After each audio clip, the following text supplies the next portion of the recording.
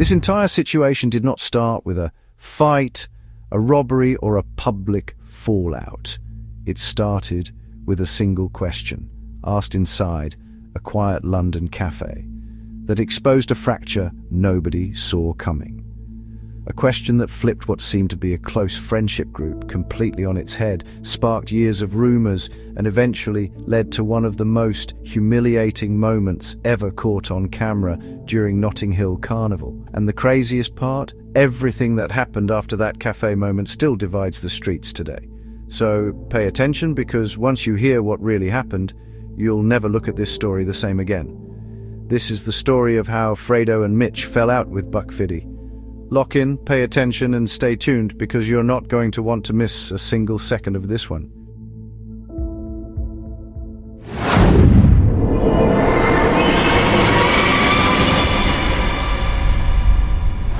In early 2019, at a time when UK rap and drill were expanding faster than anyone could measure, a short and surprising video circulated online and immediately commanded the full attention of the scene. It captured Mitch, the Birmingham player connected to GMG and long-standing friends of Fredo's circle, confronting Buck Fiddy inside a quiet cafe somewhere in London.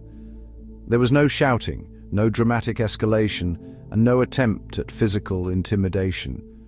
The tension came from the simplicity of the question Mitch asked and the seriousness with which he delivered it. He asked Buck whether he had a problem with Fredo. It was a direct question that instantly implied there was far more happening behind the scenes than the public had ever been told. Buck responded calmly, insisting that he held no issue with Fredo, but the clip cut off shortly after, leaving viewers with only the tone, the posture, and the pressure hanging in the air. The moment the clip hit social platforms, speculation grew at an incredible speed. Forums, comment sections, and timelines filled with people questioning what could have caused such a drastic shift between two men who had previously appeared extremely close. What made the moment so impactful was the history. Buck Fiddy had been around Fredo consistently, appearing in videos, supporting campaigns, pushing the brand, and moving like someone who was far more than an acquaintance. Seeing Mitch question him so boldly signaled that something had changed long before the public even realized there was tension at all.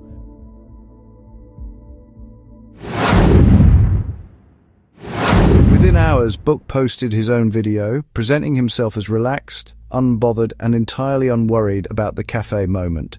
He made it clear that nothing had happened to him and that he felt no threat. Shortly afterwards, he released a second video, this time touching on deeper personal history, disagreements, and old situations that had never been made public. By doing this, he indirectly confirmed that the clip was not random. Something meaningful had been brewing behind the scenes, and this sent the internet into a new wave of analysis, and people began rewatching old footage, cross-referencing timelines, revisiting interviews, and trying to piece together the story themselves. And in every corner of those discussions, the same question kept resurfacing. What exactly caused this shift between Buck and Fredo? And why did Mitch feel the need to defend his friend with such seriousness?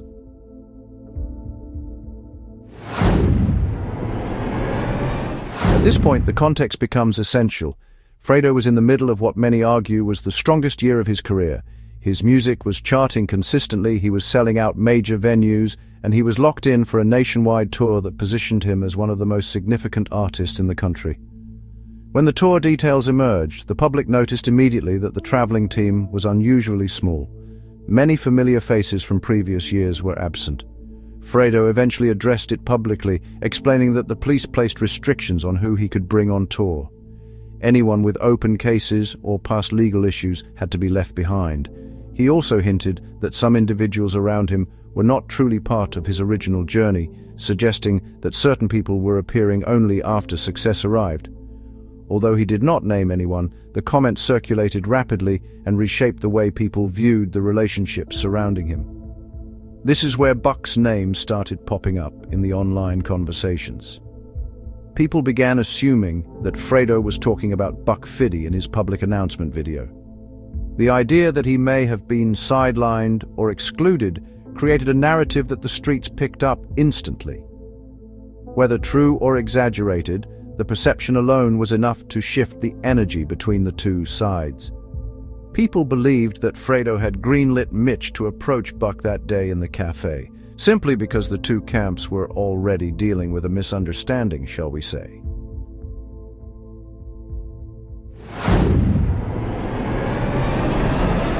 As the weeks passed, tension continued to build, and during Notting Hill Carnival, an event known for attracting everyone from long-standing rivals to old friends and unspoken enemies, everything reached a breaking point.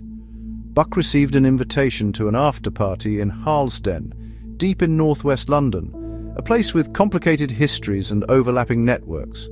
On the surface, it may have looked like a normal night out, but in hindsight, the red flags were clear. When Buck walked into the location, he was quickly surrounded by a large group. The situation escalated immediately. An altercation happened, and his expensive £90,000 Audemars Piguet watch that symbolized his rising success was removed from his wrist.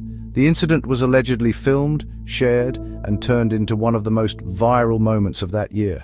Instantly, the internet produced theories. Some said it was jealousy, others said it was retaliation.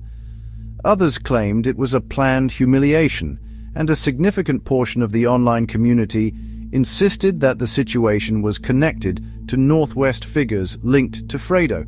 That allegation has never been conclusively proven, but the suspicion has remained a permanent part of the story.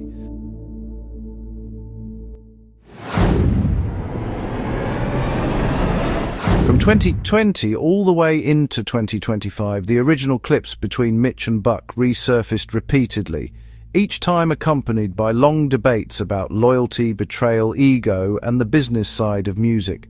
On Reddit and drill forums, many users labeled Fredo as someone who changed once the fame arrived. Others defended him, saying he had always supported younger artists and simply made business decisions that helped protect his career. However, one rumor never faded: the idea that Fredo may have played a behind-the-scenes role in the watch incident.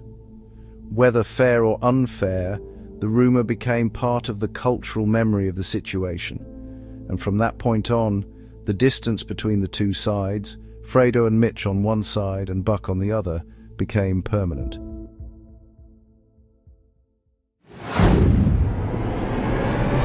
As the years progressed, the three men involved took completely different paths. Buck Fiddy relocated to Los Angeles, built businesses, invested in watches and real estate, and created a lifestyle that many people online praise as one of the most impressive post-UK rap glow-ups. Mitch continued moving quietly, preparing new music while maintaining his presence in Birmingham. Fredo, meanwhile, became entangled in a serious case connected to HRB and wider Northwest London issues. His situation grew more complicated, and his name remained in the middle of multiple conversations across the scene. There was never a reunion, never a public reconciliation, and never a moment where the tension was clearly resolved. Everything simply drifted apart and remained that way.